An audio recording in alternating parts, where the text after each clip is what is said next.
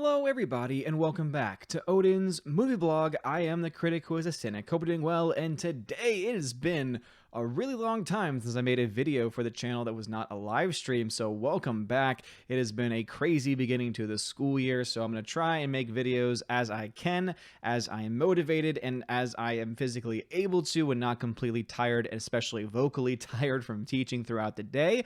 And today is one of those days because we had some really awesome, really cool news, rather, coming over the weekend. We had the event DC Fandom, where we had some trailers coming out for Wonder Woman 1984. We had trailer, of course, for the Snyder Cut coming out too.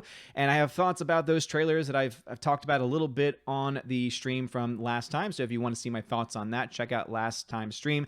But what I was not able to talk about, because the trailer had not yet fully dropped, and I have not been able to really sit down and watch it and really take it in, was the trailer for The Batman, which is set to come out next year, October 1st. And of course, everything is expected to, possibly change in the future because no one knows what's going to happen fully with the pandemic. No one knows exactly when the film is going to be done. So that could obviously be pushed around. But if I had to guess the perfect month for this movie to come out based on the tone from the trailer, I would say October would be a perfect time for this to come out, because overall I actually enjoyed the trailer. There are some things I have some issues with. I don't think the trailer is perfect. I do think that a lot of DC fans are kind of fawning over a lot of these trailers and a lot of these things coming out and kind of falling into that rose-tinted glasses mindset where they just don't want to see any problems. They don't want to admit that there's problems, and because of that, it makes it hard to have discussions with them, because if you bring up even a slight criticism of anything going on, you immediately get crucified because you have a different opinion, which is just completely ridiculous. For instance, I was one of the persons that pointed out, looking at this image right here, that, this Robert Pattinson version of Batman without the mask on looks kind of emo, right? You see the eye makeup, you see the hair, and it's like, if you were to say that for some reason and it looked like, anyone that said that, all of a sudden, boom, you're attacked, and it's like, oh, you're stupid, and oh, you have no idea what you're talking about, and oh, well, at least this film's recognizing it. Other films where they have had to use it, they haven't showed it in, and my mindset immediately goes to, well, technically this is something that can be dated back to other Batman films, including the infamous Batman and Robin from the 90s, so if you really want to go there as that being a good positive thing, it doesn't really say a whole lot. And again, the whole emo image really is not just the eye makeup, it also is the hair as well. And again, you can try and spin it one way or the other. It definitely is an emo look to it. Now, whether that is a good thing or a bad thing, that is of course subject to your own point of view and to your own opinion. But to say that this is not an emo look, I'm sorry, but based on just what we know about the emo culture, it definitely looks like emo, and that just is a fact. Again, whether it's good or bad, that I think is up to you. I'm personally not the biggest fan of it, but I will say that overall, him in the suit, Robert Pattinson, looks pretty good, with the big eyesore for me being his really glowing, pale chin coming out of the cowl, which I think also is not perfect. I think most people that even love the trailer are saying that the cowl was one of their least favorite parts of it. It just doesn't look right. For me, it's not really the cowl as much as it is the cowl and his chin just, again, not looking quite right. And again, I know that doesn't really make a lot of sense to some people. Again, that's really purely subjective on my part. I just personally don't think it looks...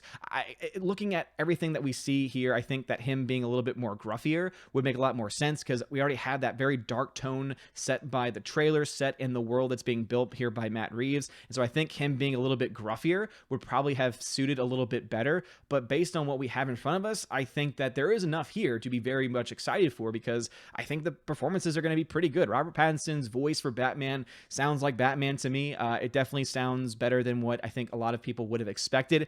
From the very beginning, I said Robert Pattinson's a good actor. It's just sad that a lot of people don't want to recognize that fact, because all they can think about is Twilight. And some people think that that's what I'm being held up on, and that's why I'm not loving it, even though I'm one of the few persons I feel that has been on this side of it, where I'm not just, full bore defending everything that's DC. That's, at least I'm more open to criticizing it. But I've been defending him from the very beginning, because I know and have seen him in movies where he has done great performances. The Lighthouse, great example of that, and other films too that he's been a part of, more so in the independent scene. And so I think he's going to pull off the role pretty well. Now, whether he pulls off the role of Bruce Wayne, we really haven't seen that yet, because only things we've gotten from this footage are him as either Batman, or at least still wearing the suit, and again, kind of still fulfilling that overall persona, which is what people, I think, wanted to see. Other cool things about this trailer specifically, as far as the acting go, and that's why I think I'm most excited for the movie, is because of the acting overall, is the fact that you have an amazing looking Colin Farrell, completely unrecognizable as obviously going to be Penguin at one point. And I think that just the fact that they were able to make him look so unlike himself, but also not look like he's just caked in makeup, is a feat in and of itself, because sometimes they focus more so on the makeup and it just looks really bad. For him, I didn't even know it was him. I thought it was a different actor that maybe had some makeup on, but that's just how good they were able to present it. And then, of course, as you all know, if you've been following me for a long time, huge fan of Paul freaking Dano coming in as Riddler. And of course, that's the voiceover you hear a lot. And I think that's something where I'm both happy, but I'm also possibly concerned about, because I hope the entire movie, or the vast majority of the film, isn't him just doing something through a voice changer, because I think Paul Dano is such a great actor that I would love to hear the voice that he could come up with for that character that's not being changed overall by a voiceover, right? Or by a voice changer. You know, voice changer to me makes a little bit more sense for a character like Scarecrow, or makes more sense for other, other villains within the Batman universe. But to me, the Riddler is again, something is about the voice that just seems to be a lot more iconic. And I think that's something that I think Paul Dano would be able to do a great job with. So I hope either one, that's just part of it, and we'll see more of actually Paul Dano without anything covering him up, and actually hearing his voice for at least half the movie, that I would be happy with. Or at the very least, that this is just kind of a way of hiding his voice with a voice changer, and that when the movie itself comes out, you actually won't have that voice changer element either. I think that would be a good way of doing it. As far as acting that I'm somewhat concerned about, obviously Zoe Kravitz, that's one that I've been concerned with ever since it was announced. I just don't really see her as pulling off the Selena Kyle character, and based on the very little we see of her in the trailer, again, she's the whole cat burglar thing, so it's, a little too soon to be critical of the costume, because it really isn't the full-fledged Catwoman costume yet. That being said, it just was kind of that thing where I looked at her and I said, yeah, you still don't quite fit this role. You still don't quite fit this character. At least for me, I just don't quite see it at this point in time. We do only have a voiceover of Andy Serkis as Alfred, and I think Andy Serkis is going to knock it out of the park and is going to do a great job here. And then obviously the one that a lot of people are somewhat concerned about is Jeffrey Wright as James Gordon, because obviously they are seemingly trying to change some of the characterizations there to try and fit more modern day times. But I will say, based on what we saw from him, based on his voice and also the look he has, he does look like Jim Gordon in a lot of ways. And so I think that he's going to be able to push it off, or pull it off in a way where most people are going to be fine and not have a lot of complaints with it. But overall, as I said, the trailer is for the most part good, but I do have some concerns specifically about the look of Robert Pattinson, specifically just him being extremely pale and having, again, this image right here, which, again, whether you agree with it or not, is just based on what we know of the emo look, is emo in and of itself. Whether that bothers you or not is obviously your own subjective view. For me, it does. It just doesn't quite look right. And I think that if he were to have more so of a more of a grisly look to it, I think it would actually work a little bit better. And then obviously the big elephant in the room is the fact that he's not, big and jacked like other Batman have been, or at least how they've been portrayed, whether they were like that in real life or not. At the very least, the portrayal was a little bit more menacing. And to me, it just is so much more obvious in his face that he is much more of a skinnier guy, which if they play with that and they focus on it not being about strength, but more about speed and more about his wit, I think it could work. But overall, just not quite sold completely. I know he'll be able to act the part very well based on the voice and based on his previous work, but there's still a lot of questions that are left unanswered. But anyway, those are my thoughts on the Batman trailer. What are your thoughts on it? Do you agree with me? Do you not agree with me? Obviously, there's going to be a lot of people out there that say, man, you can't say anything bad because everything DC has to be amazing and beautiful. And all I would say to you is try and take the rose-tinted glasses away for just a second and just look at it through just look at it as it actually is, right? Not what you want it to be, not what you think it'll be, but what it actually is and what we have in front of us right now. Because there's a lot of really good things on paper that are in front of us, but there are also some things that are problematic, and anyone that's criticizing it is not automatically hating it, or hating it for the sake of trying to get views, or hating it for the sake of trying to just be a contrarian in their mindset, but I think actually do have legitimate concerns and legitimate criticisms. So those are all my thoughts. What are your thoughts? Let me know in the comment section below. If you like this video, smash that like button, hit that subscribe.